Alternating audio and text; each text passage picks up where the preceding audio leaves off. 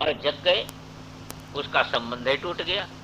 जिस शरीर से आप व्यवहार कर रहे थे उसका संबंध टूट गया, उसका संबंध टूट गया तो संसार खत्म हो गया। ऐसी जो है ये माइक, जो ये शरीर और जो है शरीर के अंदर जो सूक्ष्म शरीर, इसके साथ हमारी अहंता ममता लगी हुई है और इसी के कारण संसार चल रहा है। और जब इस सपने से हम जग जाएं और अपने ईश्वर स्वरूप में प्रतिष्ठित हो जाएं तो संसार खत्म हो गया। अपने ईश्वर स्वरूप में संसार खत्म हो गया। इसी को हम मोक्ष मानते हैं। थोड़ा आनंद गिरी देख लिया। एक प्रश्न आनंद गिरी ने उठाया, उसी का उत्तर यहाँ तक हुआ। ये बताओ, जीवा किम बुद्ध्यादि विशिष्टाश्चित प्रतिबिंबा धर्मित्वेन गृह्यन्ते, किम वा देव मनुष्यादि शब्द वाच्या सचितिका देहा, किम वा तृतीयो विलक्षण निरुपाधिक भेद भिन्न चेतना। कहते अच्छा बताओ, तुम बताओ जीव किसको कहते हो, जीव किसका नाम है? तो तीन ही कोटि हो सकती है, चार कोटि तो हो नहीं सकती। ये बताओ कि बुद्धियादि विशिष्टि जो ये जो है कार्यकरण संघात, इसमें जो है आत्मा चैतन्य का जो हो रहा है प्रतिफलन, तो प्रतिफलन इसमें जो आत्मा का हो रहा है, तो तद विशिष्ट जो चित्त प्रतिबिंब है इसी को धर्मी रूप से जीव मानते हो तुम। एक जीव यानी इसको लेकर के जो इसमें चैतन्य का प्रतिबिंब पड़ रहा है वो प्रतिबिंब धर्मी हो गया, ये धर्म हो गया। इसको लेकर के ऐसा तुम जीव मानते हो। अथवा ये शरीर चैतन्य व्याप्त जो शरीर है, जैसे क्या है कि कुछ लोग प्रतिबिंबवादी नहीं है, अवच्छेदवादी। तो अवच्छेदवादी यही मानते हैं ना, अवच्छेदवादी प्रतिबिंब को नहीं मानते। तो प्रतिबिंब को नहीं मानते पर उपाधि को मानते हैं। तो देहादि जो ये उपाधि है, ये उपाधि अवच्छिन्न जो चैतन्य है, यानी जो है वह चैतन्य विशिष्ट जो है ये उपाधि, तो इसको तुम जीव मानते हो। अथवा उपाधि से रहित जीव का स्वरूप मानते हो, उपाधि से विलक्षण, उपाधि से रहित। कहने का तात्पर्य तुम विद्युत इसी को मानते हो या इससे विलक्षण मानते हो, ये बताओ हमको। तो जीव का तीन ही स्वरूप बन सकता है। एक तो जो है वह प्रतिबिंबवाद को लेकर के, अथवा अवच्छेदवाद को लेकर के, अथवा उपाधि से रहित जो है वह चैतन्य रूप जीव का स्वरूप है। तो इन तीनों में तुम्हारा क्या मानते हो? आद्य सिद्ध साधनत्व माह। यदि आद्य तुमने मान लिया तो उसमें तो क्या हो जाएगा? तो उसमें तो कोई बात नहीं, वो तो हम भी मानते हैं, कल्पित तो वैसा मानते ही हम कि चित्तम, चित्तम जो था उसमें चित्तम का अर्थ कर दिया ज्ञानम, चैत्या हो गया सुखादि विषय, और बीज हो गया अविद्या, और बीजी हो गया शरीर। तत्स्वभाव विशिष्ट विशेषण तादात्मात्, विशेषण के साथ तादात्म्य कर देने से उस स्वभाव से विशिष्ट हो गया वह। तो यस्य विशिष्ट रूप से अविच्छेदे, जिस इस जीव के विशिष्ट रूप का अविच्छेद होने से तत्प्रविष्ट चित्त स्वरूप से संसार व्यवहार। जैसे क्या होता है कि जैसे मान लीजिए कि सूर्य आकाश में है और सामने 1000 घड़ा पानी भर करके आपने रख दिया, तो उसमें 1000 सूर्य दिखने लगे। 1000 सूर्य दिखने लगे। अब मान लो कि पानी हिल रहा है तो सूर्य हिलता मालूम होता है। तो कौन सा सूर्य हिलता मालूम होता है? उस घड़े के जिस घड़े का पानी हिलेगा उसी घड़े में हिलता हुआ सूर्य मालूम होगा, दूसरे घड़े में भी हिलता हुआ नहीं मालूम होगा, और मूल सूर्य तो हिलता हुआ है ही नहीं। अब पानी लाल है तो सूर्य लाल दिखाई दे रहा है, तो जिस घड़े का पानी लाल है उसी घड़े में जो है लाल दिखाई दे रहा है कि नहीं? इसी प्रकार ये जीवों की स्थिति है। ये जो है शरीर घड़े के समान है और इसमें बुद्धि जो है, मन जो है, ये है पानी के समान, ये इसमें पानी के समान है और इसमें आत्म सूर्य का प्रतिफलन पड़ रहा है। तो जो मन हिलने लगता है तो मालूम होता आत्मा हिल रहा है, मन हिलने लगा तो मालूम होता है आत्मा हिलने लगा है। मन दुखी हो गया तो मालूम हो रहा है कि आत्मा दुखी हो गया। मन सुखी हो गया तो मालूम हो रहा आत्मा आत्मा सुखी हो गया। तो मन जैसा जैसा मालूम होता है इसी प्रकार आत्मा मालूम होता है, दूसरे प्रकार तो नहीं मालूम होता है। पर बताओ ये मालूम होने से मूल सूर्य में क्या अंतर पड़ रहा है? मूल सूर्य में कोई अंतर नहीं पड़ रहा है। इसी प्रकार जो है ये जीव में इस प्रकार का प्रतीति होने पर मूल जो स्वरूप है उसमें किसी प्रकार का अंतर नहीं पड़ता है। अब जब तक ये चलता रहेगा इस प्रकार का संयोग, जब तक इस घड़े के साथ और इसके अंदर जो जल है इसके साथ तादाद में बना रहेगा, तब तक जन्म मरण का चक्र चलता रहेगा। एक घड़ा ने दूसरे घड़े के पानी में प्रतिफलित हो जाएगा, तीसरे घड़े के पानी में प्रतिफलित हो जाएगा, ये चक्र चलता रहेगा। और जब इससे अलग अपने स्वरूप को जो है वह पकड़ेगा, इसको छोड़ देगा, तो उस स्वरूप में जो है न सुख है न दुख है, किसी प्रकार की स्थिति नहीं है। इसी बात को कह रहे हैं कि तत्स्वभाव विशिष्टस्य विशेषण तादात्मात् यस्य विशिष्ट रूपस्य अविच्छेदे तत्प्रविष्ट चित्त स्वरूप से संसार व्यवहार। जिस विशिष्ट स्वरूप के अविच्छेद होने से उसमें प्रविष्ट जो चित्त स्वरूप है उसका संसार का व्यवहार होता है। और यस्य च विच्छेदे, और जिसके विच्छेद होने से प्रतिबिंब रूप से बिंब संपत्तिया मोक्ष, वो प्रतिबिंब जो है जो जिसका पानी खत्म हो गया वो कहाँ गया? वो सूर्य कहाँ चला गया? अरे वो सूर्य जो है अपने स्वरूप में प्रतिष्ठित हो गया। तो बिंब संपत्ति से मोक्ष व्यवहारो भवति सकल्पित रूप, ये जीव का रूप कल्पित रूप है। पृथक अभ्युपगम्यते, इसको पृथक हम स्वीकार करते हैं। अतः सिद्ध साधनम इति, इसलिए इसको तो हम भी स्वीकार करते हैं, पर जो है ये कल्पित रूप में हम इसको स्वीकार करते हैं। द्वितीय विकल्पे भी सिद्ध साधनम। अब द्वितीय विकल्प कौन था? वो द्वितीय विकल्प ये था कि जो है चैतन्य विशिष्ट देहादि है, जो चैतन्य विशिष्ट देहादि, ये प्रतिबिंबवाद नहीं है, अवच्छेदवाद है। तो ये द्वितीय विकल्प में भी इस प्रकार कहते हैं कि उसमें अन्यस्य मूल में था ना विच्छेद व्यवहार, इसको पहले भाष्य ले लीजिए। अन्यस्य मृत प्रलेपवत प्रत्यक्ष प्रध्वंसो देव पितृ मनुष्यादि लक्षणों भूत विशेष समाहारो न पुनश्चतुर्थो अन्यो भिन्न लक्षण ईश्वरादपि। अभी देखो जो है अन्य क्या हुआ, वो कैसा है? तो कहते अन्य ये है कि मृत प्रलेपवत, जैसे मिट्टी लगाते जाओ तो कोई चीज बन करके तैयार हो जाती है, पलस्तर कर दिया। प्रत्यक्ष प्रध्वंस, तो आप पलस्तर कर दिया तो टूटेगा नहीं। अब शरीर ये है, ये मृत प्रलेपवत ही है। इसको देखो कैसा है, इसके पहले देखो हड्डी, जैसे सरिया ऐसे लगाते हैं, और सरिया में पहले क्या करते, तार फार जो है ऐसे बांध देते हैं कि नहीं? तार फार बांध करके एक जो है ऐसा ढांचा बना लेते हैं, तो उसको सरिया से पहले बना लेते हैं। और फिर उसके बाद क्या करते हैं कि धीरे धीरे उस पर लगाते, एक साथ नहीं लगेगा, धीरे धीरे उस पर गारा चढ़ाते हैं। और चढ़ाते चढ़ाते चढ़ाते चढ़ाते जब ढंग का हो गया, आँख आदि शिरादि बन गया, तो उसके बाद पलस्तर कर देते हैं, मूर्ति बन गई। ऐसे ये भी बना हुआ है, ये भी मृत प्रलेपवत बना हुआ है। हड्डी का पहले ढांचा बना लिया एक, और हड्डी का ढांचा जोड़ जोड़ के बना लिया ना, देखो सब हड्डी जहाँ से मोड़ना वैसे बना लिया, पहले से बना लिया। इसको सरिया इसी प्रकार की बना लिया है, यहाँ से ये लगा, यहाँ से ये बांध दिया, यहाँ से ये बांध दिया, अंगुली में पतली पतली बांध दिया, ऐसे बांध दिया, पहले तार आदि सब बांध दिया। और ऊपर से जो है वह फिर क्या किया कि मांस का इस पर मांस का मसाला चढ़ा दिया, और मांस का मसाला इस पर चढ़ा दिया।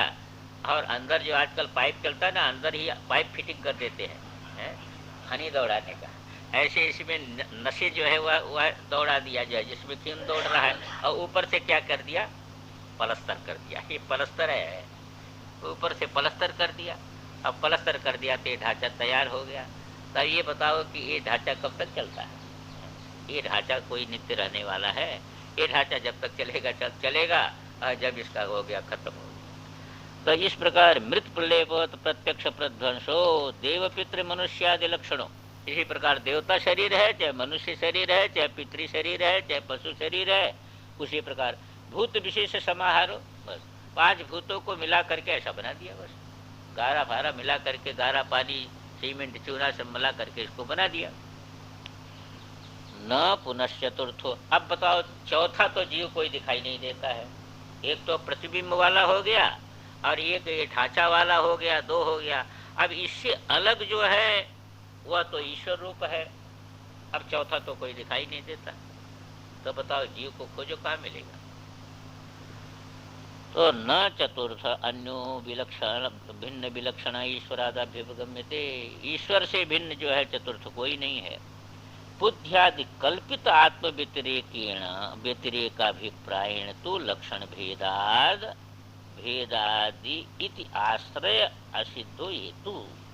ये कल्पित भेद को लेकर के जो भेद प्रतीति हो रही है, वो भेद प्रतीति तो हम भी कह रहे हैं, पर ये भेद प्रतीति जो है वह वास्तविक भेद को नहीं लेकर के हो रही है, कल्पित भेद को लेकर के हो रही है। इसलिए भेद है उपाधि में, इसलिए तुम्हारा आश्रय असिद्ध हो गया। एक ही जगह दोनों नहीं हो रहा है। हम जो कह रहे हैं उसका आश्रय दूसरा है। भेद का आश्रय तो ये प्रकृति है, भेद का आश्रय शरीर आदि है। और अभेद जो मैं कह रहा हूँ वो जो है वो कहा हो रहा है, आत्मा को लेकर के मैं कह रहा हूँ, तो आश्रय सिद्ध हो गया तुम्हारा। एक ही आश्रय में दोनों नहीं, हमारा कहना दूसरी जगह, तुम्हारा कहना दूसरी जगह है। अब कहते कपड़ा पहन लिया, कपड़े से भेद होगा। कोई लाल कपड़ा पहन लिया, कोई पीला कपड़ा पहन लिया है, तो कपड़े के कारण थोड़े भेद हो जाए। 2 भाई हैं, एक ने लाल पहन लिया, एक पीला होगा, कहते तुम अलग हो गए, तो जो है लाल पहने तुम पीला पहने, भाई कैसे हो सकते हो? अरे भाई कैसे हो सकते हो? जो है उसका एकत्व हम दूसरे के कारण, एक ही व्यक्ति है, एक लाल पहन करके आ गया, थोड़ी देर में पीला पहन करके आ गया, थोड़ी देर नीला पहन के आ गया, तो अलग थोड़ा हो जाएगा। वो देवदत्त तो एक ही रहेगा, चाहे भिखमंगा का वस्त्र पहन ले, चाहे राजा का वस्त्र पहन ले 2 रुपया के समान, और चाहे जो है वह सियार की खाल ओढ़ ले, चाहे बाघ की खाल ओढ़ ले, उसमें कोई अंतर थोड़ा हो जाएगा। तो ये भेद प्रतीति का हेतु दूसरा है। जैसे इस प्रकार के विभिन्न प्रकार का वस्त्र पहनने वाला देवदत्त एक है, इसी प्रकार एक ही ईश्वर जो है इस भिन्न भिन्न उपाधियों के कारण भिन्न भिन्न प्रतीत होता है, तो उसमें किसी प्रकार का दोष नहीं होगा। इसी को कहा कि ये दोष नहीं बनेगा। ईश्वरादन्य बुद्धियादि कल्पित आत्म व्यतिरेक प्रायण तो लक्षण भेदात इति आश्रय असिद्धो हेतु। तो ये आश्रय असिद्ध हेतु हो गया। ईश्वराद अन्न से आत्मनो असत्पात, क्योंकि ईश्वर से भिन्न तो आत्मा हमारे मत में है ही नहीं है। ईश्वर से भिन्न आत्मा न होने से ईश्वर से विरुद्ध लक्षणत्वम अयुक्तम इति चेत, वो कहता तुम कैसे इधर तो कह देते हो कि ईश्वर से भिन्न कोई आत्मा नहीं है। अब ईश्वर से भिन्न नहीं है तो लक्षण का भेद क्यों हो जाता है ईश्वर जीव में? आज तुमको समझा दिया कि वो उपाधि के कारण भेद मालूम होता है, वो भेद वास्तविक भेद नहीं है। इति चेत सुख दुखादि योगस्य, फिर तो सुख दुख आदि ईश्वर को मिलना चाहिए। यदि ईश्वर है यहाँ पर तो जैसे जीव को मिलता है तो ईश्वर को मिलना चाहिए। तो कहते न, ऐसा नहीं हो सकता है, क्योंकि निमित्त सति लोक विपर्य अध्यारोपणात् सवित्रवत। कहते ऐसा है कि ये तो उल्टा अध्यास कर लिया, वो अध्यास के कारण भेद प्रतीत होता है। जैसे कोई जो है सूर्य तो एक है, अब कोई कह दिया जो है वह अरे बादल से जो है सूर्य जो है बादल से ढका हुआ है, अथवा देखो सूर्य एक है कि नहीं, और सूर्य का प्रकाश एक समान है, पर हम लोग कहते दिन है, और अमेरिका में इस समय क्या कहेंगे? रात्रि है। तो अब रात्रि दिन का निर्वाह करने वाला जो सूर्य है, तो सूर्य के प्रकाश में भेद हो जाता है क्या? सूर्य एक ही प्रकार का रहता है, पर जो है उसी को कहते हैं रात्रि हो गई तो दिन हो गई, तो जो है वह अब एक ही सूर्य में जो है वह ऋतु मास सारी की सारी कल्पना एक में हो रही है, तो कल्पित भेद से स्वरूप में भेद नहीं होता है। इसी बात को कह दिया कि लोक विपर्याध्यारोपणात् सवित्रिवत, यथा ही उसी का विवरण है। यथा ही सविता नित्य प्रकाश रूपत्वात्, जैसे सविता तो नित्य प्रकाश रूप है सूर्य, पर लोक अभिव्यक्ति अनभिव्यक्ति निमित्तत्वे, लोक में कहीं अभिव्यक्त हो रहा है कहीं अनभिव्यक्त हो रहा है। इस निमित्त को लेकर के लोक दृष्टि विपर्येण, लोक दृष्टि के विपर्य से कहीं सूर्य को कहते उदय हो रहा है, कहीं उसी सूर्य को उसी समय दूसरी जगह कहते अस्त हो रहा है। अरे यहाँ कहते उदय हो रहा है और दूसरी जगह उसी को कहेंगे अस्त हो रहा है। तो एक समय दोनों व्यवहार हो जाता है, उदय का भी व्यवहार हो जाता है, अस्त का भी व्यवहार हो जाता है, रात्रि का अहोरात्र आदि जो है दिन का भी व्यवहार हो जाता है, रात्रि का भी व्यवहार हो जाता है। और सबका कर्ता अध्यारोप किस में होता है? सूर्य में होता है। कर्तृत्व अध्यारोप भाग भवती, एक सूर्य ही जो है इतने प्रकार के कामों के कर्ता के रूप में अध्यारोप का भागी होता है। एवं ईश्वरे, इसी प्रकार ईश्वर में भी कैसा ईश्वर है? नित्य विज्ञान शक्ति रूपे, नित्य विज्ञान शक्ति रूपी ईश्वर में लोक ज्ञान अपोह, लोक ज्ञान में जो है वो ढक गया, इसलिए जो है कहीं सुखी मालूम हो रहा है, कहीं दुख, सुख दुख स्मृति आदि निमित्तत्वे, सुख दुख स्मृति इत्यादि के निमित्त होने से लोक विपरीत बुद्धिया अध्यारोपितम, लोक विपरीत बुद्धि से ईश्वर में आरोपित हो गया विपरीत लक्षणत्व सुख दुखादयश्च न स्वतः। मन के साथ आपने तादात्म्य कर लिया, मैं दुखी हो गया, मैं सुखी हो गया है? शरीर के साथ अपना तादात्म्य कर लो, मैं मर जाऊंगा, तुम कैसे मरोगे भाई? तो देखो इसमें जन्म मृत्यु है नहीं, और शरीर के साथ तादात्म्य करके कहता है कि मैं मर जाऊंगा, मन के साथ तादात्म्य करके कहता है मैं सुखी हो गया, मैं दुखी हो गया है? बाहर की संपत्ति के साथ तादात्म्य कर लेता है, कहता मैं धनी हो गया, मैं गरीब हो गया।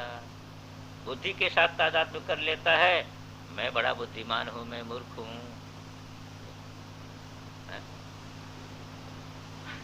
ऐसा नहीं कहता, कोई कहता भी होगा, कह देता है कभी कभी, किसी बुद्धिमान के सामने कह देता है कि भाई आप बुद्धिमान हैं।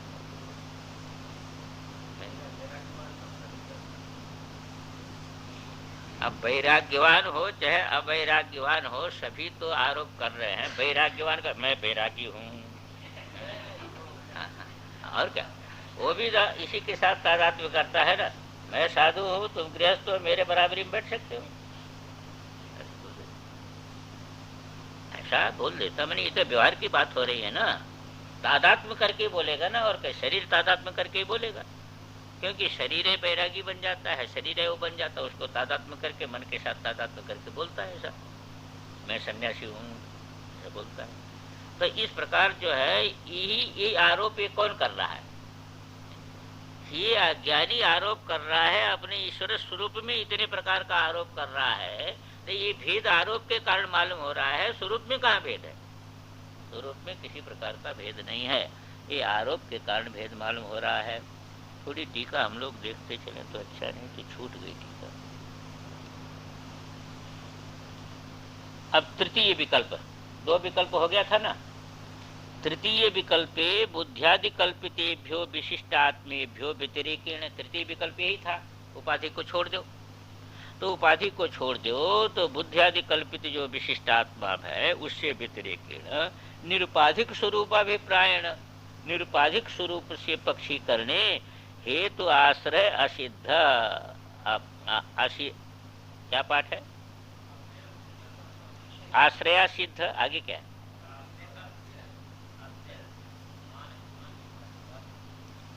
मने आश्रया सिद्ध है पाठ,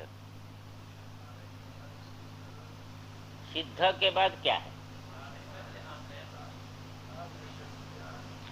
त के पहले क्या है? स है ना।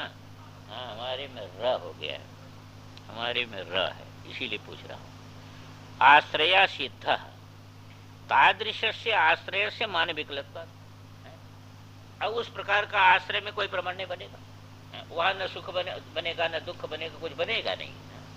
जब उपाधि से आप अलग कर लेंगे तो भेद कहाँ बनेगा? तो जिस भेद को लेकर के अनुमान कर रहे थे वो भेद बनेगा ही कहाँ? उस आश्रय में, उपाधि से रहित जो आश्रय है उसमें भेद बनेगा ही नहीं, भेद ही असिद्ध हो जाएगा। इस बात को लेकर के कहा, क्योंकि मान विकल्पात् ईश्वरादन्यात्मा नास्ति इति बदता सर्वोपाधिस्थ ईश्वर एव आत्मा इत्युक्तम भवति। जो ईश्वर से जो है, ईश्वर से अन्य आत्मा नहीं है, उसके कहने का तात्पर्य क्या है कि सभी उपाधियों में एक ही आत्मा है। उसका कहने का तात्पर्य इतना है। जैसे जो है गीता में भगवान ने कहा कि क्षेत्रज्ञम चापि माम विद्धि सर्व क्षेत्रेषु भारत, सभी क्षेत्रों में क्षेत्रज्ञ मैं हूँ। ईश्वर कहता है, जैसे सूर्य कहे कि सभी घड़ों में सूर्य मैं हूँ, ऐसे ईश्वर कहता है सभी क्षेत्रों में क्षेत्रज्ञ मैं हूँ। तो उसका अर्थ यही होता है कि सभी उपाधियों में ईश्वर एव आत्मा, ईश्वर ही आत्मा है। तदा च बद्धत्व मुक्तत्वादि विरुद्ध धर्मत्व सुख दुखादि योगस्य असंगस्य विरुद्ध प्रसज्येत। तो ईश्वर तो असंग है, तो उसमें बद्धत्व कैसे बनेगा, मुक्तत्व कैसे बनेगा, सुख दुख का योग कैसे बनेगा। इति अतो वास्तवम असंसारित्वम कल्पितेन संसारित्वेन न विरुद्ध। अंत में निष्कर्ष निकाल दिया कि देखो ये आत्मा असंसारी है वास्तव में, और संसारित्व इसमें कल्पित है। जैसे कल्पित है कि नहीं, जैसे मान लीजिए शरीर को लेकर के आप कल्पित मैं वैश्य हूं। अब जब शरीर है नहीं आप तो वैश्य कैसे हो जाएंगे। और शरीर को लेकर के, एक परंपरा को लेकर के कह दिए वैश्य है। अब जब तुम शरीर नहीं हो तो वैश्य कैसे हो जाओगे। तो एक जातिगत व्यवस्था को लेकर के वैश्य तो कल्पित हो गया आत्मा में। और आत्मा जो है, तुम जो हो वो वैश्यत्व इत्यादि से रहित हो, पर एक जो है उपाधि को लेकर के वैश्यत्व कल्पित हो गया। इसी प्रकार इसमें देवता हूँ, पशु हूँ, पक्षी हूँ, मनुष्य हूँ इत्यादि सारा का सारा शरीर को लेकर के कल्पित है। मैं सुखी हूँ, दुखी हूँ, विद्वान हूँ, ये सारा का सारा मन को लेकर के, बुद्धि को लेकर के कल्पित है। तो आत्मा में कल्पित संसारित्व है और वास्तविक असंसारित्व है। इति दर्शयितुं यस्य यस्य अंतःकरणादि विकारस्य उदयादेः सन्निधि मात्रेण आत्मनिमित्तं तस्य तस्य लोक अहंकारादिभिः विपरीत रूपस्य अध्यारोपणात् आत्मनः संसारित्वम् इत्याह। इसी को कहा कि जिस जो है अंतःकरणादि विकार, इसका उदय होने से, उसके सन्निधि मात्र से आत्मनिमित्तम तस्य तस्य लोक अहंकारादिभिः, अब आत्मनिमित्त उसको लेकर के अहंकार हो गया, और उसी अहंकार के द्वारा जो है विपरीत रूप से अध्यारोपणात्, विपरीत रूप का अध्यारोप होने से आत्मन संसारित्व, यही आत्मा का संसारित्व है। और वास्तव में आत्मा असंसारी है।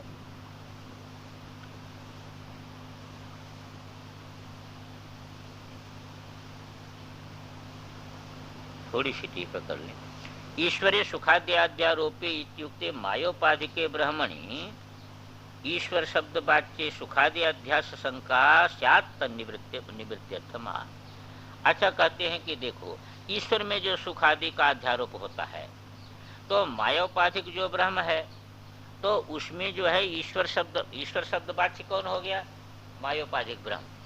ईश्वर शब्द लक्ष्य हो गया माया रहित ब्रह्म, और ईश्वर शब्द वाच्य हो गया मायोपाधिक ब्रह्म। तो मायोपाधिक जो ब्रह्म है ईश्वर शब्द वाच्य, उसमें सुखादि अध्यास शंका हो जाएगी है? उसमें फिर सुखादि माया है तो वहां पर सुख इत्यादि मानना पड़ेगा। तो उसकी निवृत्ति के लिए कहा कि नहीं, नित्य विज्ञान शक्ति रूपी लोक ज्ञान अपोह सुख दुखादि स्मृति निमित्त सती लोक विपरीत बुद्धिया अध्यारोपितम। ईश्वर तो नित्य जो है वह ज्ञान स्वरूप है ना, उसके ज्ञान में किसी प्रकार की हानि नहीं होती है। इसीलिए जीव का भी अज्ञान नष्ट हो जाए तो यह भी अपने को शुद्ध बुद्ध मुक्त स्वभाव करके ही जानता है। तो ईश्वर तो नित्य ज्ञान स्वरूप है, तो इसलिए नित्य विज्ञान शक्ति रूप होने से लोक ज्ञान अपोह सुख दुख स्मृति आदि निमित्त सती लोक विपरीत बुद्धिया अध्यारोपितम। तो उसका अन्वय कैसे जाएगा?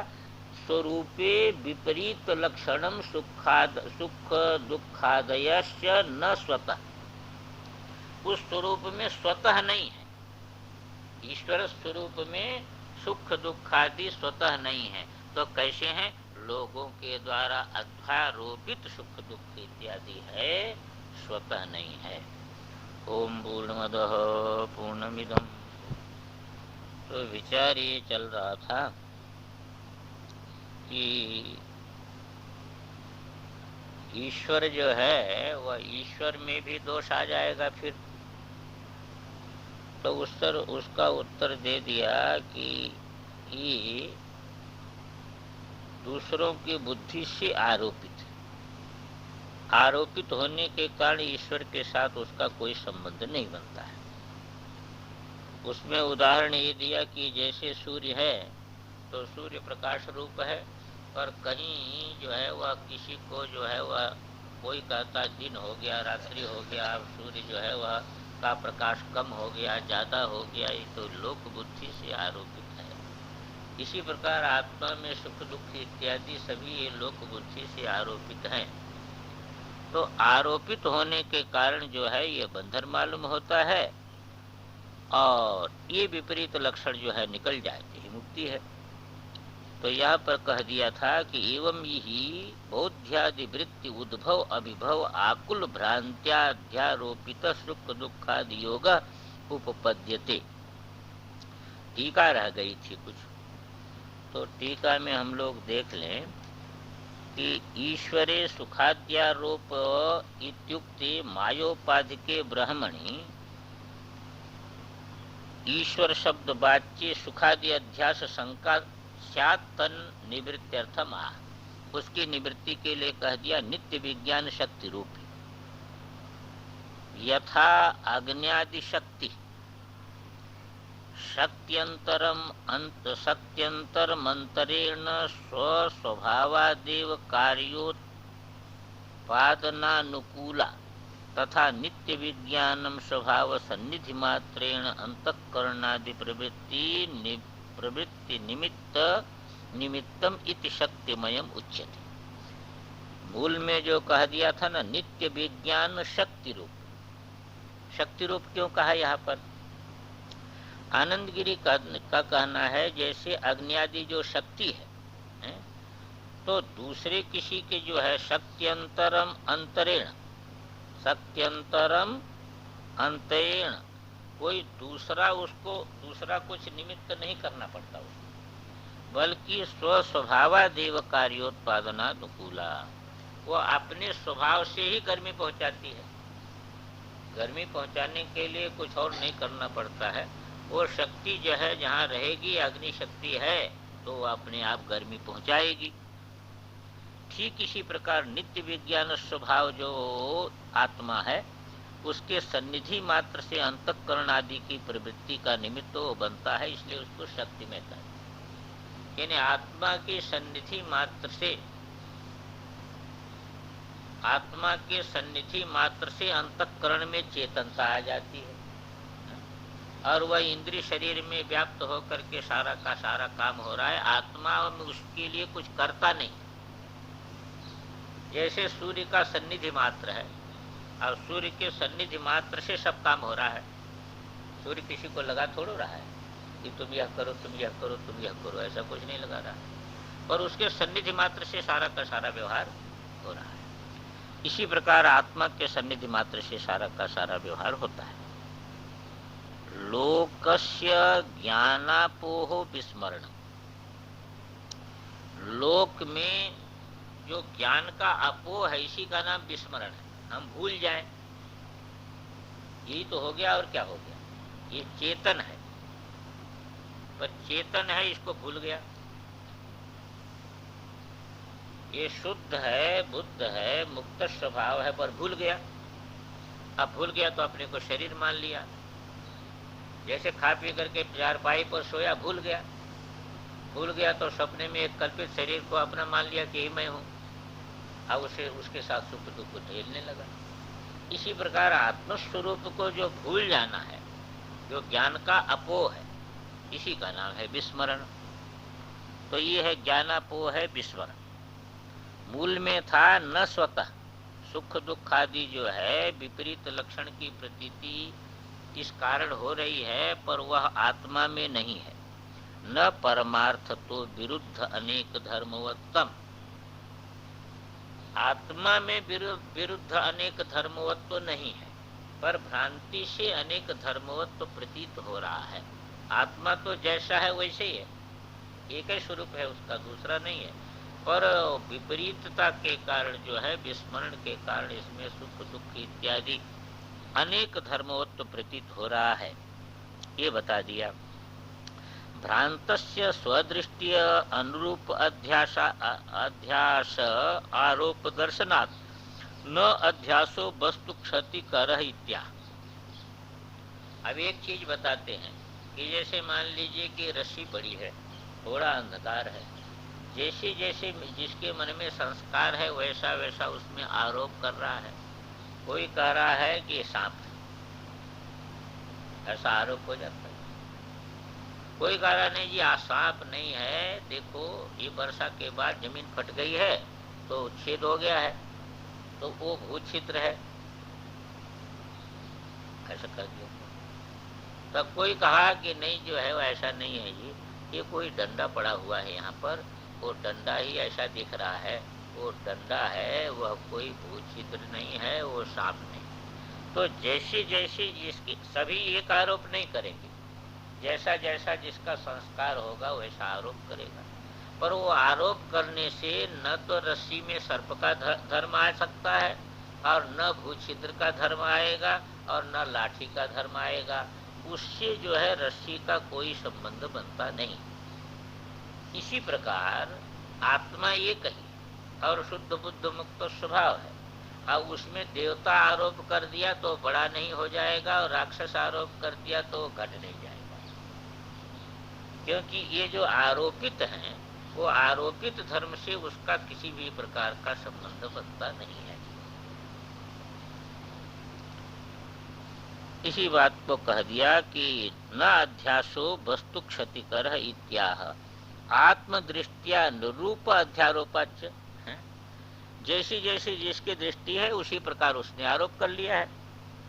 बोध्यादिवृत्ति नाम उद्भव अभिभवाभ्याम आकुलस्य वैचित्रम आपन्नस्य वृत्ति नामेव उद्भव अभिभवौ न तद्व्यापक चैतन्यस्य इति विवेक शून्य लोकस्य भ्रांत्या इति योजना।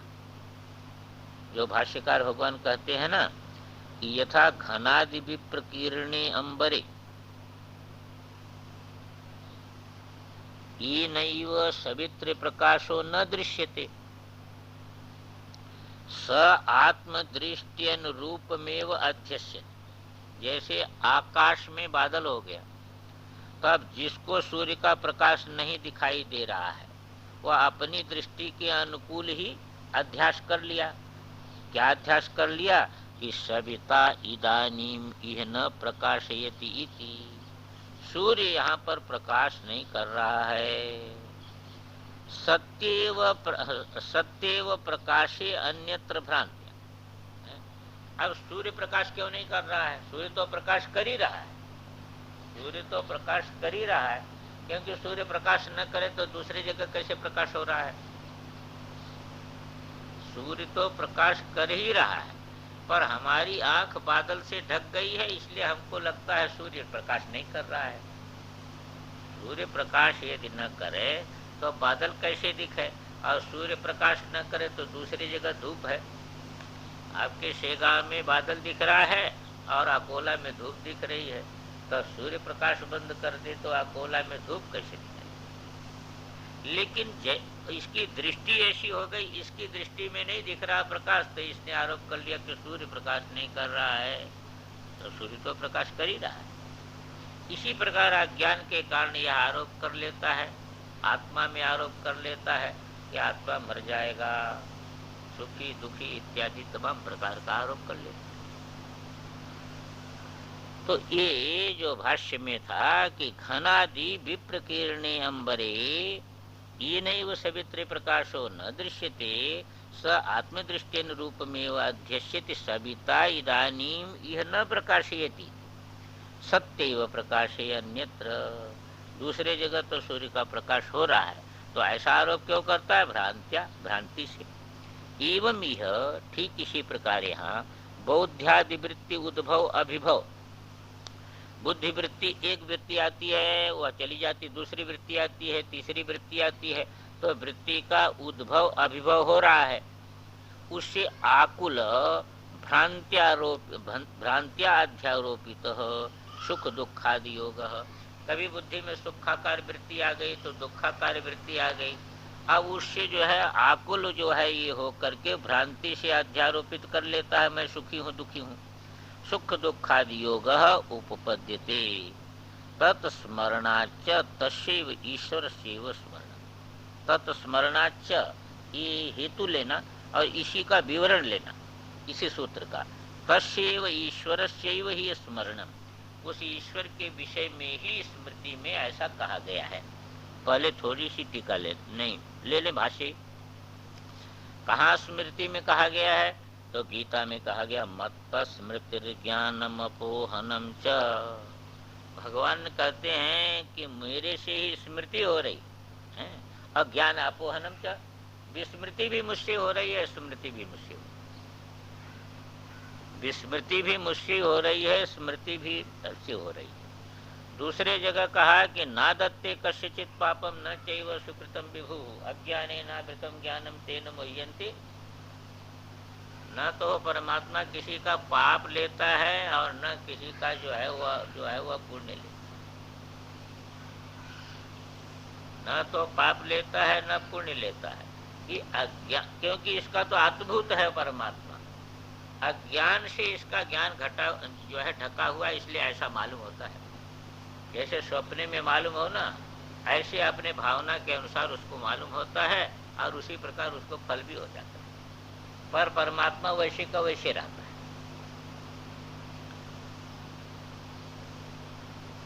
अतो नित्य मुक्त एकस्मिन् सवितरीव लोकाध्यारोपित ईश्वरे संसारित्वम। इसलिए आत्मा नित्य मुक्त है, एक है। जैसे सूर्य में अध्यारोप होता है, इसी प्रकार आत्मा में ये अध्यारोप है, संसारित्व आत्मा का अध्यारोपित है। अज्ञान के कारण ये इसमें अध्यारोप कर लेता, मैं मर जाऊंगा, मैं सुखी हो गया, मैं दुखी हो गया है। अब क्या करें, मेरा तो सब नष्ट हो गया है। तुम्हारा क्या नष्ट होगा? आकाश का क्या नष्ट होगा? उसका कुछ नष्ट नहीं होता, पर ऐसा जो है अध्यारोप कर लेता है।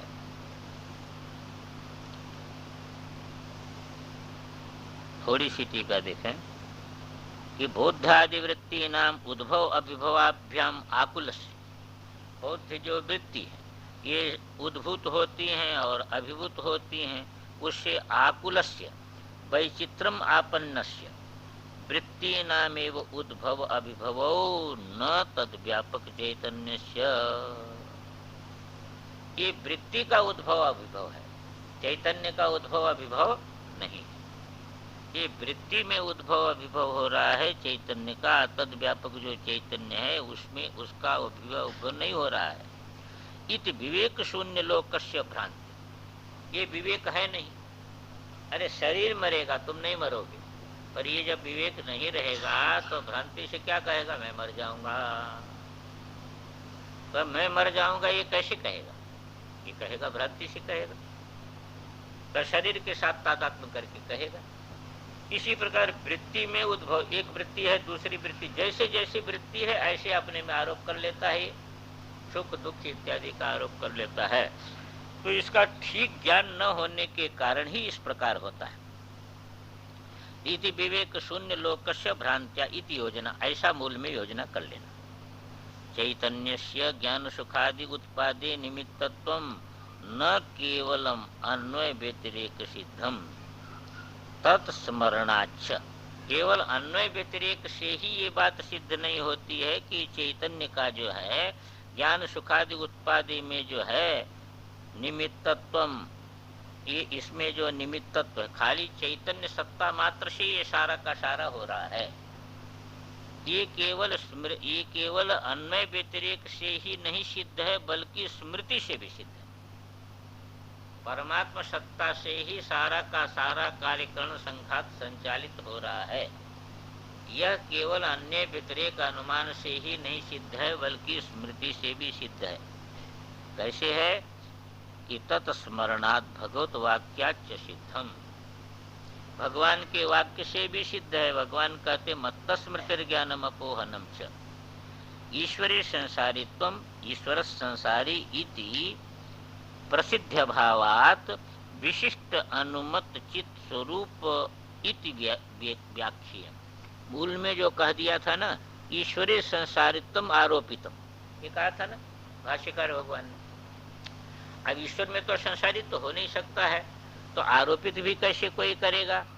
तो यहाँ पर ये कहते हैं आनंद गिरी की उसको ऐसा व्याख्यान करना कि ईश्वरीय संसारित्व, ईश्वर संसारी इति प्रसिद्धि अभावात, ईश्वर संसारी है ऐसा तो प्रसिद्धि है नहीं, तो विशिष्ट अनुमत चित्त स्वरूप अनुगत है तो ठीक है, हमारे में अनुमत है, अनुमत भी ठीक बात है ना। यानी विशिष्ट के द्वारा जिस सामान्य का अनुमान होता है, अथवा विशिष्ट में जो सामान्य अनुगत है, तो अनुमत और अनुगत दोनों पाठ हो सकता है। ऐसे चित्त स्वरूप में ये संसारित्व आरोपित है इति व्याख्या।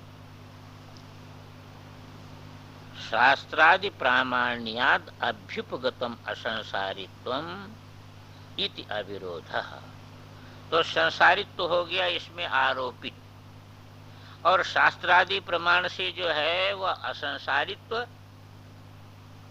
शास्त्रादि के द्वारा इसका असंसारित्व सिद्ध है, और भ्रांति से इसमें संसारित्व का आरोप है, इसलिए कोई विरोध नहीं। अरे उसका विरोध कैसे? जैसे सच्चे ज्ञान से जो है वह जो जानता है वो कहता है ये रस्सी है, और भ्रांति से उसमें किसी ने सर्प आरोपित किया, किसी में दंड आरोपित किया, किसी ने कुछ आरोपित किया, तो उसका क्या विरोध है? उससे तो कोई संबंध उसका बनता नहीं है। तो शास्त्र से जो है वह सिद्ध होता है, शास्त्रादि प्रामाण्यात अभ्युपगतम असंसारित्वम इति अविरोधः, इसलिए किसी प्रकार का विरोध जो है वह नहीं है। एतेन प्रत्येकम ज्ञानादि भेद प्रत्युक्तः, इसी से समझना चाहिए कि प्रत्येक में जो है, अभी तो क्या कर लिया कि ईश्वर और आत्मा की एकता कर दिया कि आत्मा ही सबका वास्तविक स्वरूप है। यदि कहो कि जो है वह ईश्वर और जीवात्मा की एकता कैसी हो सकती है, एक सर्वज्ञ है एक अल्पज्ञ है, तो समझना चाहिए कि उपाधि के कारण ये भेद प्रतीति होती है। वास्तव में स्वरूप वैसे का वैसे है, एक ही है, और उपाधि के कारण ये भेद प्रतीति। संसारित तो आरोपित है और असंसारित तो इसका स्वभाव है, असंसारित तो इसका स्वभाव होता है, और इसमें संसारित जो मालूम हो रहा है ये आरोपित है। अब दूसरा एक आरोप होता है, यदि एक ही आत्मा आप मानोगे तो एक ही आत्मा